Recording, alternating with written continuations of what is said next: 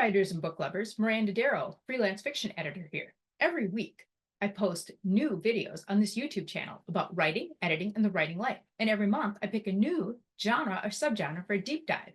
This month, we're diving into one of my very favorites, a specific subgenre of science fiction called alternate history. In this video, we'll talk about the alt history subgenre, how it overlaps but differs from two other sci-fi subgenres, dystopian and multiverse stories, common tropes, and finally, writing tips for authors. Let's get started. The art of writing alternate history is where science fiction meets what if. Alternate history asks, what if things had happened differently by reimagining real-world events with speculative twists? It often explores how a single point of divergence, a decision, an invention, or a random occurrence, creates a ripple effect that shapes the world in unexpected ways. I like to call this moment the pivot point, where the universe of the alt history story first diverged from the world that readers know. Unlike pure fantasy or traditional science fiction, alt history is grounded in the real world, making it a unique blend of historical accuracy and speculative creativity. As a result, alt histories are usually set on Earth, though there are several recent examples addressing the space program, including the Apple Plus series for All Mankind and the Lady Astronaut series of novels. It usually features people pretty similar to us, with most of the characteristics of the world known to readers, but something happened, something changed that caused the world to be different than ours. The pivot point, after which things started to change in small and also large ways. Examining those differences, the cause and effect, is a main draw to readers. Sometimes the pivot points are a reversal of a major historical event, like the Axis forces defeating the Allies in World War II, which is the premise of The Man in the High Castle by Philip K. Dick. And what if JFK was never assassinated? The plot of Stephen King's 11/22/63. The pivot point can also be something trivial or downright silly, like the butterfly effect, as first seen in the short story by Ray Bradbury called The Sound of Thunder. The Sound of Thunder is available online for free, and I'm posting the link below in the comments because this is a quick read and it's something I think every fan of alt history should read because it dives into all the ways the world can change, even if the pivot point was a really small detail, like somebody accidentally killing a single butterfly while traveling back in time. And that results in major changes into the language people speak in the future. By reimagining pivotal moments in history, authors craft worlds where familiar events take surprising speculative turns. Writing alternate history offers boundless creativity opportunities while demanding thoughtful research and a deep understanding of historical context. Let's explore the hallmarks of this subgenre. First, let's compare alt history to two other similar subgenres of sci-fi. Those are dystopian novels and multiverse. Alternate history and dystopian novels often overlap in their explanation of what-if scenarios, offering readers speculative worlds that diverge significantly from reality. Both genres typically center on how societal structures shift due to pivotal events, but the similarities largely end there. Alternate history rewrites the past to imagine a world where a critical historical event played out differently, but these stories remain rooted in realism, using a plausible divergent point to anchor the narrative. In contrast, dystopian novels project into the future, often illustrating a world where current societal, political, environmental issues have spiraled into a catastrophic outcome. While alternate history asks what might have been, dystopian fiction ponders what could become. Themes in both genres can mirror one another: power, resistance, societal collapse, but their storytelling priorities differ. Alt history seeks to reframe our understanding of the past and its consequences, often presenting an intricate tapestry of how we got here. Dystopia, on the other hand, serves as a cautionary tale, warning of where we might go if we fail to change course. For writers, the distinction lies in crafting a foundation. Alt history demands meticulous research into historical events, while dystopia relies heavily on speculative world building and extrapolation of trends. Now let's compare alternate history and the multiverse novels, which both explore worlds where reality isn't quite what we know, often sparking curiosity about the roads not taken. However, the mechanics of these genres set them apart. In alt history, a single timeline diverges at a specific point in the past. The story unfolds within this altered reality, exploring the domino effect of the change. Multiverse novels, on the other hand, operate on the idea that every single decision could spawn an entirely new reality, creating infinite parallel universes. For instance, in Blake Crouch's Dark Matter, the protagonist navigates various versions of his life, each a product of a different choice.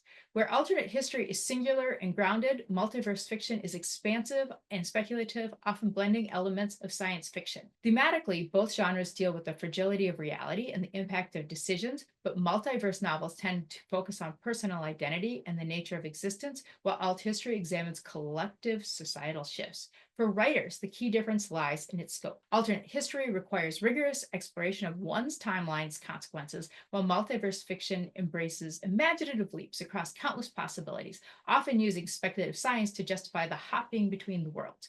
By understanding these distinctions, writers can craft stories that either challenge our perception of the past, as in alt history, or redefine reality itself, as seen in multiverse fiction. Both genres offer rich terrain for storytelling, inviting readers to question the delicate balance of what is and what could be. Now let's look at some common tropes in alt history. One of them is wars gone wrong. It's a popular trope involving alternate outcomes of World War II as the most common. The best example of that is The Man in the High Castle by Philip K. Dick, who imagines a world where the Axis powers won the war. The book is over 60 years old, written in 1962, which was less than 20 years after the end of World War II. But people are still talking about it, largely because of the Amazon Prime series. But I'd read it before that was even a concept, because I do love alt history. The Amazon Prime series started out strong, but then it went beyond the source material in later seasons, and then it had kind of a head scratcher ending. It was set in occupied America, where the eastern half was under German control and the western half was under Japanese rule, but with a bit of contested ground in the middle around Colorado, where people held some secrets about history and the state of the world. Another military example is Henry Turtledove's The Hot War series, featuring the impact of the US using nuclear weapons during the Korean War, and the impact that that had by escalating the world into World War III, with the US and USSR trading atomic bombs. The pivot point was November of 1950, when Chinese forces started backing up the North Korean forces, and Douglas MacArthur reportedly pushed for nukes. Something important didn't happen. This is where authors dig into something that happened that didn't, and what if it had turned out differently. One example is Underground Airlines by Ben H. Winters, which imagines a modern-day United States where slavery was never actually abolished, and there are still 4 hard states where slavery is still legal, and people in other states and around it are working to try and change that situation still today.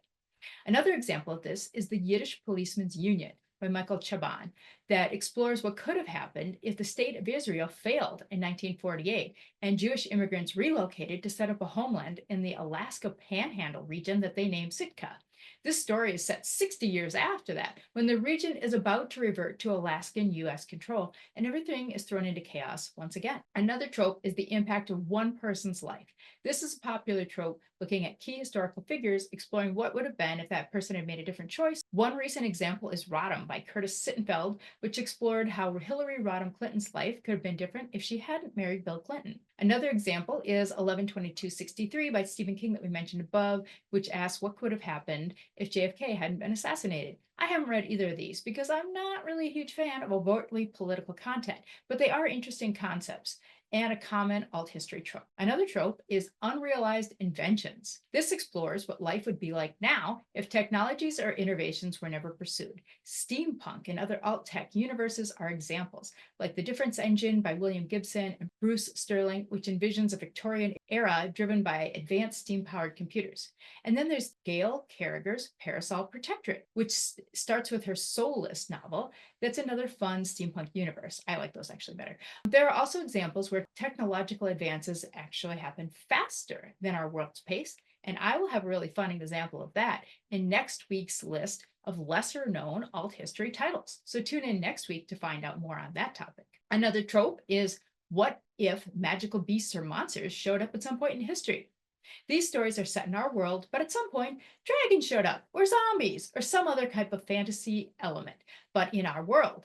It's alt history if it showed up at a specific time in the past, years ago, and the story shows how that universe changed and modified as a result of that event, different than our world. One example is His Majesty's Dragon, the first in Naomi Novik's Termare series that has dragons showing up during the Napoleonic Wars. The film Reign of Fire is set in England in the year 2020, which is 20 years after the London Underground tunneling project inadvertently awakened dragons from centuries of slumber, and the creatures had subsequently replaced humans as the dominant species on Earth. Another example is Dread Nation by Justina Ireland, where the zombie apocalypse started during the Civil War, with the dead roaming the battlefield of Gettysburg and Chancellorsville, derailing the war between the states and changing America forever. Safety now depends on the work of a few and laws like the Native and Negro Re-Education Act that requires certain children to attend combat schools to learn to put down the dead. Next is one that's a TV series, not a novel, but a whole lot of fun. Motherland, Fort Salem, which feature witches who helped the Americans win the Revolutionary War against the British and who have run the US Army for centuries. It's set in modern times at a military academy for young witches. I love that show. Let's look to some tips for writing alternate history. First, choose a clear divergent point. Select a historical event or decision as the linchpin for your alternate timeline. Ask, what would change if this happened differently? The more specific, the better, and ground your story in research. Know your history before you change it. Authentic details anchor your speculative world and lend credibility to your narrative.